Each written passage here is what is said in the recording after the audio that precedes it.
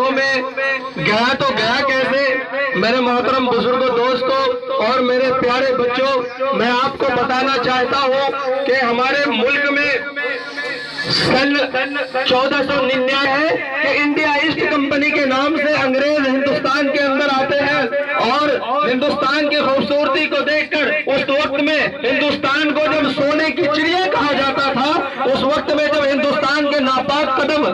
ہندوستان میں انگریزوں کے ناپاک قدم جب پڑتے ہیں تو انگریز یہ گہار لگاتی ہے کہ یہاں کی زمین تو سونا اگلتی ہے اور یہاں کی دیواریں تو جواہرات سے جکڑے ہوئے ہیں، لہذا کیوں نہ اس پر قبضہ کیا جائے۔ اور سن 1775 کے اندر انہوں نے سراج الدولہ نامک ایک جو ہے ہمارے اللہ والے بزرگ تھے، ان سے بنگال کی سرزمین پر لڑائی ہوتی ہے اور اپنوں کی ہی غداری کی وجہ سے سراج الدولہ مارے جاتے ہیں اور قتل کر دیے جاتے ہیں۔ جب سراج الدولہ قتل کر دیے گئے، پھر انگریزوں نے اپنے ناپاک قدم کو آگے بڑھایا اور ہندوستان کے دہلی کے طرف دیکھا۔ جب دہلی کے طرف دیکھا تو ادھر ٹیپو سلطان دیکھا کہ راستے میں ایک چٹان کی طرح کھڑے ہیں، تو انہوں نے کہا کہ شہید ٹیپو سلطان رحمت اللہ علیہ کو اگر شہید کر دیا گیا، وہ اگر شہید ہو گئے تو پھر ہندوستان پر پرچم لہرایا جائے گا۔ پھر اس کے بعد انگریز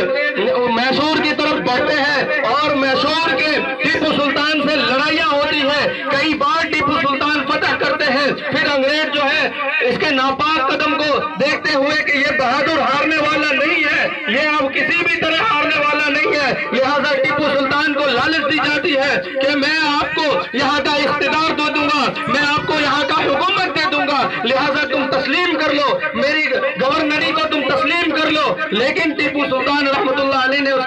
اس کو گوارا نہیں کیا اور ٹیپو سلطان رحمت اللہ علیہ پھر اپنے کے سازشوں میں پھنس کر ہلاک و برباد ہو جاتے ہیں اور شہید ہو جاتے ہیں۔ جب ٹیپو سلطان رحمت اللہ علیہ شہید ہوتے ہیں، اس کے بعد انگریز جو ہے پرچم لہراتا ہے اور کہتا ہے کہ آج سے یہ ہندوستان ہمارا ہے۔ میرے محترم بزرگوں، دوستوں، میں آپ کو بتاؤں، جب انہوں نے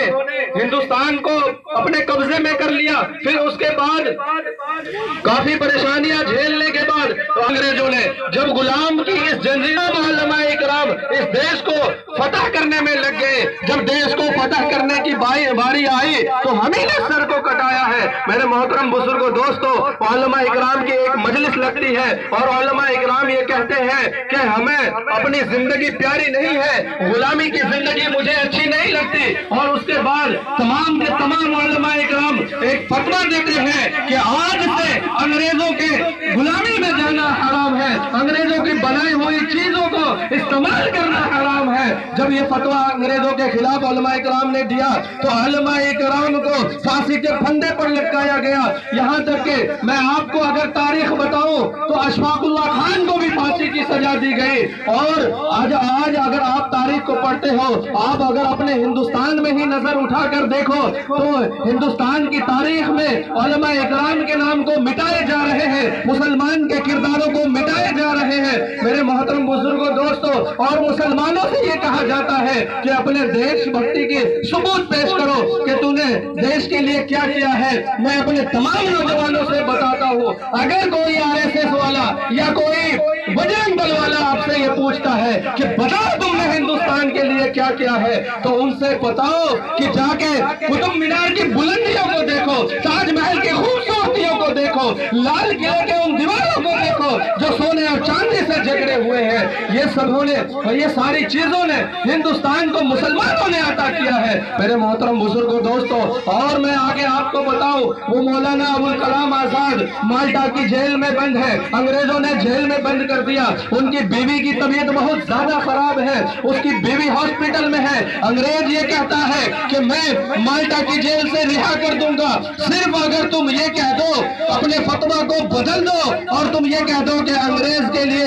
1857 میں کوئی لڑائی نہیں ہوگی۔ جب 1857 کی لڑائی ہوئی تو اس میں یہ فتویٰ بدل دو، تم یہ کہہ دو مسلمانوں سے کہ انگریزوں کے ساتھ مل کر رہو۔ لیکن مولانا ابوالکلام آزاد نے کہا کہ میری بیوی میرے لیے امپورٹنٹ نہیں ہے، میرا دیش، یہ دیش جو ہماری دھرتی ہے، یہ میرے لیے امپورٹنٹ ہے۔ میں چاہتا ہوں کہ میری بیوی مر جائے لیکن انگریزوں کی بھیک نہیں پسند کروں گا۔ اسی طرح سے جب اشفاق اللہ خان کو انگریزوں نے یہ کہا کہ اب تم لڑائی چھوڑ دو، اب میری حکمرانی کو قبول کر لو، تو اشفاق اللہ خان بھی ہنس کر پھانسی کے پھندے پر چلے گئے، اپنے آپ کو شہید کروا لیا، لیکن انگریزوں کی پھانسی کو قبول نہیں کیا، انگریزوں کی غلامی کو قبول نہیں کیا۔ اسی طرح سے آپ لال قلعے سے چاندنی چوک سے لے کر اور لاہور کے وہ جامع مسجد تک آپ دیکھو گے جتنے بھی درخت اس وقت میں تھے، تمام درختوں پر علماء اکرام کی گردن کٹی ہوئی تھی، مسلمانوں کی گردنیں کٹی ہوئی لٹکی ہوئی تھی، مسلمانوں کا پورا جسم لٹکا ہوا تھا۔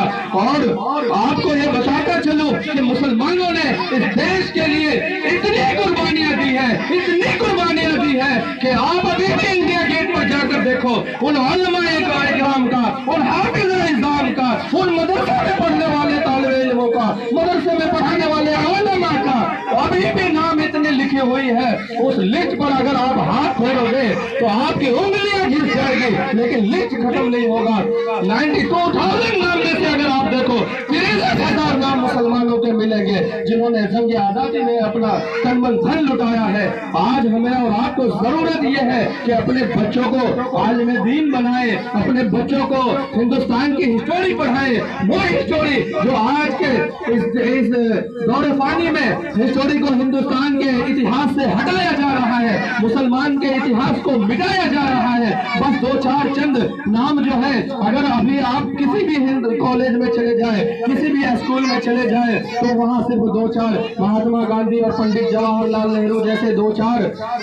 فریڈم فائٹر کا نام آپ کو بتایا جائے گا، لیکن شاہ محدث دہلوی رحمۃ اللہ علیہ کا نام آپ کو کوئی نہیں بتائے گا۔ شاہ محدث دہلوی رحمۃ اللہ علیہ کا نام آپ جانتے بھی نہیں ہوگے کیونکہ آپ نے پڑھنا ہسٹوری چھوڑ دیا۔ مہاجر مکی رحمۃ اللہ علیہ کا نام آپ کو کوئی نہیں بتائے گا، قاسم نانوتوی رحمۃ اللہ علیہ کا نام آپ کو کوئی نہیں بتائے گا۔ میرے محترم بزرگ دوستو، میں اگر بیان کرنے لگوں اور نام گنانے لگوں تو بہت لمبا وقت ہو جائے گا۔ میں آپ تمام حضرات سے درخواست کرتا ہوں کہ آپ کو اور سب کو چاہیے کہ ہر 15 اگست، ہر 26 جنوری کے دن اپنے مدارس میں، اپنے مساجد کے سامنے جھنڈا کو بلند کرے، اور جو علماء اکرام ہمارے لیے دیش کو آزاد کروائے ہیں ان کے نام پر ہم لوگ دعائیں کریں اور ان کو یاد کریں اور ہندوستان کو بتائیں کہ ہم نے کیا کیا کیا ہے اس دنوں کے لیے۔ میں اپنی بات کو یہیں پر ختم کرتا ہوں۔ آخر دعوانا الحمدللہ رب العالمین۔